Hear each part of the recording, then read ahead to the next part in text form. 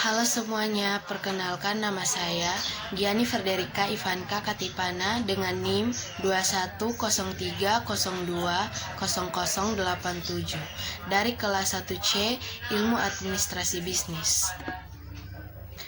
Baik, saya akan memberikan sedikit review dari buku yang berjudul Introduction to Sociology Henry L. Tixcler, yang dalam bahasa Indonesianya pendahuluan tidak hal sosiologi. Perspektif sosiologis. Sosiologi sebagai poin pengantar. Sosiologi adalah studi ilmiah tentang masyarakat, manusia, dan interaksi sosial. Fokus utama sosiologi adalah kelompok dan bukan individu. Apakah sosiologi akal sehat? Akal sehat adalah apa yang orang kembangkan melalui pengalaman hidup sehari-hari. Dalam arti yang sangat nyata, seperangkat harapan tentang masyarakat dan perilaku masyarakatlah yang memandu perilaku kita sendiri. Sosiologi dan sains. Sosiologi umumnya digambarkan sebagai salah satu ilmu sosial. Sains mengacu pada kumpulan pengetahuan yang disusun secara sistematis yang menunjukkan pengoperasian hukum-hukum umum.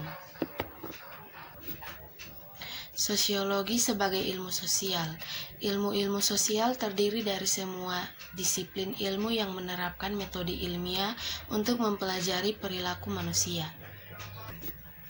Perkembangan sosiologi. Bukan kebetulan bahwa sosiologi muncul sebagai bidang studi yang terpisah di Eropa selama abad ke-19. Itu adalah masa gejolak, periode di mana tatanan sosial yang ada diguncang oleh revolusi industri yang berkembang dan pemberontakan kekerasan melawan penguasa, mapan atau revolusi Amerika dan Prancis. Orang-orang juga menemukan melalui penjelajahan dunia bagaimana orang lain hidup. Pada saat yang sama, kekuatan gereja untuk memaksakan pandangannya tentang benar dan salah juga menurun. Fungsionalisme. Fungsionalisme atau fungsionalisme struktural seperti yang sering disebut berakar dalam tulisan-tulisan Spencer dan Durkheim dan karya para sarjana seperti Parsons dan Merton. Fungsionalisme memandang masyarakat sebagai suatu sistem dari struktur atau bagian yang sangat saling terkait yang berfungsi atau beroperasi bersama secara harmonis. Fungsionalis menganalisis masyarakat dengan menanyakan apa kontribusi setiap bagian yang berbeda terhadap kelancaran fungsi keseluruhan. Sosiologi kontemporer. Teori sosiologi kontemporer terus membangun ide-ide orisinal yang diusulkan dalam fungsionalisme, teori konflik, dan perspektif integrasionis. Sulit untuk melihat teori sosiologis kontemporer sebagai teori konflik atau fungsionalisme dalam pengertian aslinya. Melakukan sosiologi metode penelitian. Ada banyak kesamaan antara apa yang dilakukan seorang detektif dalam upaya memecahkan suatu kejahatan dan apa yang dilakukan seorang sosiolog dalam menjawab suatu masalah penelitian. Dalam perjalanan pekerjaan mereka, baik detektif maupun sosiolog harus mengumpulkan dan menganalisis informasi. Untuk detektif, tujuannya adalah untuk mengidentifikasi dan menemukan penjahat dan mengumpulkan cukup bukti untuk memastikan bahwa identifikasi mereka benar. Sosiolog mengembangkan hipotesis, mengumpulkan data, dan mengembangkan teori untuk membantu mereka memahami perilaku sosial. Meskipun tujuan khusus mereka berbeda, baik sosiolog maupun detektif mencoba menjawab dua pertanyaan umum. Mengapa semua terjadi dan dalam keadaan apa hal itu mungkin terjadi lagi? Artinya, sosiolog berusaha menjelaskan dan memprediksi semua masalah penelitian memerlukan penekanan dan pendekatan khusus mereka sendiri. Prosedur penelitian biasanya disesuaikan dengan masalah penelitian. Meskipun demikian, penelitian harus mengikuti urutan langkah-langkah yang disebut proses penelitian ketika merancang sebuah proyek penelitian. Objektivitas dalam sosiologi riset. Max Weber percaya bahwa ilmuwan sosial harus menggambarkan dan menjelaskan apa yang ada daripada meresepkan apa yang seharusnya. Tujuannya adalah pendekatan sosiologi yang bebas nilai, namun semakin banyak sosiolog saat ini yang mengakui bahwa penelitian yang sepenuhnya bebas nilai tidak mungkin dilakukan. Faktanya, salah satu tren sosiologi saat ini yang pada akhirnya dapat merusak disiplin adalah bahwa beberapa sosiolog yang lebih tertarik pada reformasi sosial daripada penelitian sosial telah meninggalkan semua klaim objektivitas. Sosiologi seperti ilmu lainnya dibentuk oleh faktor-faktor yang memaksakan nilai pada penelitian. Isu etika dalam sosiologi riset. Perhatian etis utama dalam penelitian tentang partisipan manusia adalah bagaimana menilai dan menyeimbangkan manfaat intelektual dan sosial dari penelitian ilmiah terhadap biaya fisik dan emosional aktual atau mungkin untuk peserta penelitian. Budaya. Konsep budaya. Budaya pada dasarnya adalah cetak biru untuk hidup dalam masyarakat tertentu. Dalam pidato umum, orang sering merujuk pada orang yang berbudaya sebagai seseorang yang memiliki minat pada seni, sastra, atau musik, menunjukkan bahwa individu tersebut memiliki selera, gaya, atau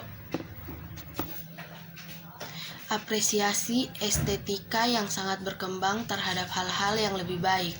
Namun bagi sosiolog, setiap manusia berbudaya dalam setiap kelompok sosial. Budaya diturunkan dari satu generasi ke generasi berikutnya. Tidak seperti makhluk lain, manusia tidak mewariskan banyak pola perilaku melalui gen mereka. Sebaliknya, budaya diajarkan dan dipelajari melalui interaksi sosial. Kejutan budaya, setiap kelompok sosial memiliki budayanya sendiri yang spesifik, caranya sendiri dalam melihat, melakukan, dan membuat sesuatu, tradisinya sendiri. Beberapa budaya sangat mirip satu sama lain, lainnya sangat berbeda. Ketika individu bepergian ke luar negeri ke negara-negara dengan budaya yang sangat berbeda dari mereka sendiri, pengalamannya bisa sangat mengecewakan. Etnosentrisme dan relativisme budaya. Orang sering membuat penilaian tentang budaya lain sesuai dengan adat dan nilai mereka sendiri. Sebuah praktik oleh para sosiolog disebut etnosentrisme. Relativisme budaya membutuhkan perilaku dan kebiasaan untuk dilihat dan dianalisis dalam konteks di mana mereka terjadi. Komponen budaya. Budaya materi, budaya non-material, asal bahasa, budaya dan adaptasi, mekanisme perubahan budaya, ketertinggalan budaya, subkultura, universal budaya. Terlepas dari keragaman individu dan budaya mereka, banyak subkultur dan budaya tandingannya, manusia adalah anggota dari satu spesies dengan warisan evolusi yang sama. Oleh karena itu, orang dimanapun harus menghadapi dan menyelesaikan masalah umum tentu yang mendasar seperti mempertahankan organisasi kelompok dan mengatasi kesulitan yang berasal dari lingkungan sosial dan alam mereka. Budaya universal adalah model atau pola tertentu yang telah berkembang di semua budaya untuk menyelesaikan masalah bersama. Sosialisasi dan pengembangan. Setiap manusia dilahirkan dengan seperangkat gen, unit materi biologis yang diwariskan, setengah diwarisi dari ibu, setengah dari ayah. Tidak ada dua orang kecuali kembar identik yang memiliki gen yang sama persis. Anak-anak dibesarkan dengan sangat berbeda dari satu masyarakat ke masyarakat lainnya. Setiap budaya memiliki nilai, sikap, dan praktik pengasuhan anak sendiri. Tidak peduli bagaimana anak dibesarkan, bagaimanapun setiap masyarakat harus menyediakan kebutuhan minimal tertentu untuk memastikan perkembangan normal. Kebutuhan fisik bayi tentu saja harus dipenuhi, tetapi lebih dari itu diperlukan keluarga. Bagi anak-anak kecil di sebagian besar masyarakat dan tentu saja dalam masyarakat Amerika, keluarga adalah dunia utama dalam beberapa tahun pertama kehidupan. Sekolah adalah lembaga yang dimaksud untuk mensosialisasikan anak-anak dalam keterampilan dan pengetahuan yang dipilih. Dewasa sosialisasi. Sosialisasi utama seseorang selesai ketika dia mencapai usia dewasa. Sosialisasi primer berarti individu telah menguasai informasi dasar dan keterampilan yang dibutuhkan anggota masyarakat. Interaksi sosial.